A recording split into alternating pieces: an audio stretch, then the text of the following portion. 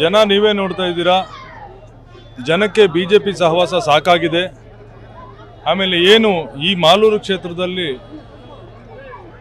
ಈ ಹಿಂದೆ ಚುನಾವಣೆಯಲ್ಲಿ ಬಹಳ ಕಡಿಮೆ ಅಂತರದಿಂದ ಗೆದ್ದಿದ್ದಾರೆ. ಆ ತಪ್ಪು ತಿರ್ಗಾ ಮರುಕಳಿಸಬಾರದು ಅಂತೇಳಿ ಜನ ತೀರ್ಮಾನ ಮಾಡಿ ಹೆಚ್ಚಿನ ಬೆಂಬಲ ನಮಗೆ ನೀಡ್ತಾ ಸಹಾಯ ಮಾಡ್ತಾ ಹೆಚ್ಚು ಸಂಖ್ಯೆಯಲ್ಲಿ ಬಂದು ಪ್ರಚಾರದಲ್ಲಿ ಪಾಲ್ಗೊಳ್ತಾ ಇದ್ದಾರೆ.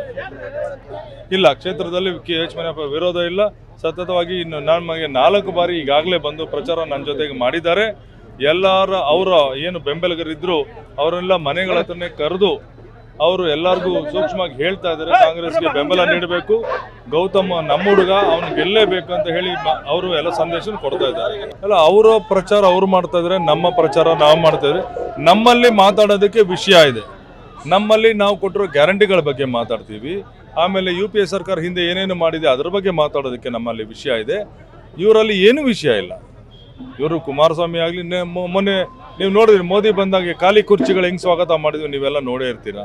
ಹಾಗಾಗಿ ಅವ್ರು ಏನೇ ಪ್ರಚಾರ ಮಾಡಿದ್ರು ಜನ ಅದಕ್ಕೆ ಸೂಕ್ತವಾಗಿ ಸ್ಪಂದಿಸ್ತಾ ಇಲ್ಲ ಅನ್ನೋದು ನಮಗೆ ಕ್ಲಿಯರ್ ಆಗಿ ಕಾಣ್ತಾ ಇದೆ.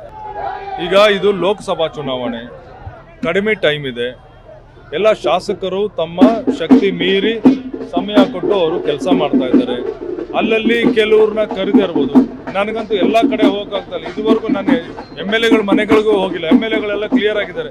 ಫಸ್ಟು ನೀನು ಕಾರ್ಯಕರ್ತರಿಗೆ ನೀನೆಲ್ಲ ಪರಿಚಯ ಇದೆಯಾ, ಜನಗಳಿಗೆ ಪರಿಚಯ ಆಗುವಂಥ ಕೆಲಸ ಆಗಬೇಕಾಗಿದೆ.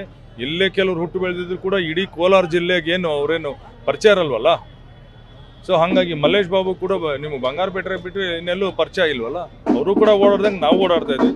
ಕೆಲವು ಲೀಡರ್ಗಳು ಅದೇನಾಗಿದೆ, ನಾನು ಅವ್ನು ಕೇಳಿದೆ, ಏನಕ್ಕಪ್ಪ ಈ ಥರ ಸ್ಟೇಟ್ಮೆಂಟ್ ಮಾಡಿ ಸರ್, ನಾವು ಹಂಗೆ ಹೇಳಿಲ್ಲ, ನಾವು ಜಾಸ್ತಿ ನಮ್ಮನ್ನು ನೀವು ಪರಿಗಣನೆ ತಗೋಬೇಕು ಅಂತ ಹೇಳಿ ನಾವು ಮಾತಾಡಿದ್ವಿ. ಹಾಗೆ ಕಾಂಗ್ರೆಸ್ ವಿರೋಧ ಮಾತಾಡಿಲ್ಲ, ಪತ್ರಿಕೆಯವರು ತಿರುಚಿ ಹೇಳಿಕೆ ನೀಡಿದ್ದಾರೆ ಅಂತ ಅವರು ಸಮಜಾಯಿಷಿ ಕೊಟ್ಟಿದ್ದಾರೆ.